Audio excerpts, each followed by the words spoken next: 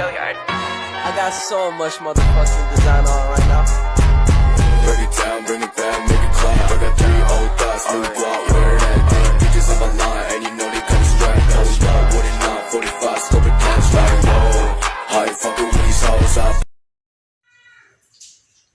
Assalamualaikum warahmatullahi wabarakatuh. Perkenalkan, nama saya Herlina dengan NPM 222201040. Baik, di sini saya akan menjelaskan tentang adaptasi dan perubahan sel. Baik, di sini saya akan menjelaskan adaptasi dan perubahan sel. Berikut yang pertama ada mitokondria. Mitokondria sendiri berfungsi memiliki peran utama sebagai pabrik atau yang memproduksi sel yang menghasilkan energi dalam bentuk ATP. Yang kedua di sini ada lisosom. Lisosom merupakan organ dalam bentuk sel tubuh yang berfungsi mencerna senyawa seperti karbohidrat serta protein. Nah, untuk menjalankan fungsinya dengan baik, lisosom membutuhkan enzim. Berikutnya di sini ada aparatus Golgi. Aparatus Golgi sendiri berfungsi untuk melepas sekresi dalam permukaan sel, membentuk mirosom serta kromosom, membentuk kantung vesikula untuk sekresi sel, dan membantu proses pembentukan dinding sel tumbuhan. Selanjutnya di sini ada ribosom. Ribosom adalah organel sel yang berukuran sangat kecil dan padat yang berada dalam sebuah sel. Fungsi dari ribosom sendiri adalah sebagai salah satu tempat untuk melakukan sintesis protein atau pembentukan protein. Baik, selanjutnya di sini ada retikulum endoplasma halus atau RE halus. Fungsi retikulum halus sendiri adalah mengambil bagian dalam sintesis protein lalu mengangkut protein ke bagian lain. Selanjutnya di sini ada nukleolus. Nukleolus sendiri dianggap sebagai suatu otak inti dari sel yang menutupi hampir 25% dari volume inti sel. Terutama ia mengambil bagian dalam produksi subunit yang bersatu membentuk ribosom. Selanjutnya di sini ada nukleus. Nukleus atau inti sel merupakan organel terbesar dalam tubuh yang terdiri dari 4 bagian utama. Fungsi nukleus sendiri adalah sebagai pusat komando yang menyimpan materi genetik dan mengontrol pertumbuhan dan reproduksi sel. Selanjutnya di sini ada retikulum halus atau RE halus adalah untuk memproduksi berbagai zat penting seperti lipid esensial dan hormon steroid. Selanjutnya di sini ada membran sel. Membran sel sendiri memiliki fungsi untuk mengatur masuknya bahan-bahan ke dalam sel dan keluarnya zat-zat dari dalam sel. Selanjutnya di sini ada sentriol. Sentriol sendiri berfungsi untuk sebagai pembelahan sel dalam bentuk benang spindle dan membentuk silia dan flagella. Selanjutnya di sini ada mikrotubulus. Mikrotubulus sendiri memiliki fungsi untuk mendukung transportasi bahan yang merupakan komponen utama dari flagel, silia, dan benang gelondong sel selama pembelahan. Selanjutnya di sini ada peroksisom. Peroksisom sendiri berfungsi penting dalam metabolisme lipid, detoksifikasi zat kimia, dan melakukan reaksi oksidasi untuk memecah asam lemak dan asam amino.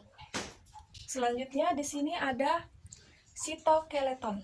Sitoskeleton sendiri berfungsi untuk sebagai kerangka dan memberi bentuk pada sel dan organel lain pada sel. Selanjutnya di sini ada vakuola. Vakuola sendiri sering disebut sebagai organel penting karena menjalankan tugas untuk menyokong kehidupan sel. Fungsinya sebagai tempat penyimpanan sel, sumber nutrisi perkecambahan, tempat penyimpanan sisa metabolisme. Baik, di sini saya akan menjelaskan bagian yang kedua, identifikasikan dan sebutkan proses adaptasi yang terjadi pada sel yang ada dalam gambar di bawah ini. Pada gambar ini adaptasi yang terjadi adalah adaptasi atrofi. Contoh kasus atau penyakit yang memungkinkan sel mengalami adaptasi sel contohnya adalah pada orang lumpuh atau penyusutan pada otak. Kenapa sel bisa mengalami proses adaptasi tersebut? Karena iskemia difusi jarang digunakan, berkurangnya beban kerja sel, kurangnya nutrisi, dan jaringan yang tumbuh mencapai batas normal, namun kemudian mengalami penyusutan. Selanjutnya di sini adaptasi sel yang terjadi adalah adaptasi sel berikut ini adalah hipertrofi. Contoh kasus atau penyakit yang memungkinkan sel mengalami adaptasi seperti dalam gambar adalah contoh kasusnya adalah peningkatan otot pada binogramawan yang sengaja dibesarkan dengan diberi beban. Kemudian peningkatan massa otot ekstremitas pada pekerja keras. Kenapa sel hipertrofi bisa mengalami proses adaptasi tersebut? Karena pembesaran selnya yang tidak disertai dengan peningkatan fungsi organ atau jaringan dan tekanan mekanis yang besar sehingga mengakibatkan sel bertambah besar atau rangsangan hormon. Selanjutnya di sini adaptasi sel yang terjadi adalah adaptasi sel hiperplasi.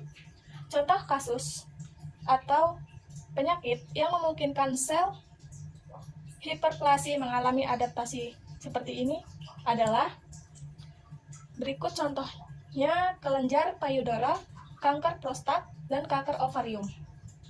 Kenapa sel hiperplasi mengalami proses adaptasi? Karena mengalami peningkatan jumlah sel dalam organ yang berbentuk dari proliferasi dan diferensi sel mitotik yang menyebabkan pembesaran jaringan atau organ yang disertai peningkatan fungsi organ. Berikut adalah adaptasi sel yang terjadi. Di sini adaptasi sel yang terjadi adalah displasia. Sel displasia mengalami adaptasi adalah kanker serviks. Kenapa sel displasia bisa mengalami proses adaptasi? Karena kelainan genetik yang tidak diturunkan dan mutase gen tertentu. Baik, itu yang dapat saya jelaskan mengenai adaptasi sel dan bagian-bagian sel.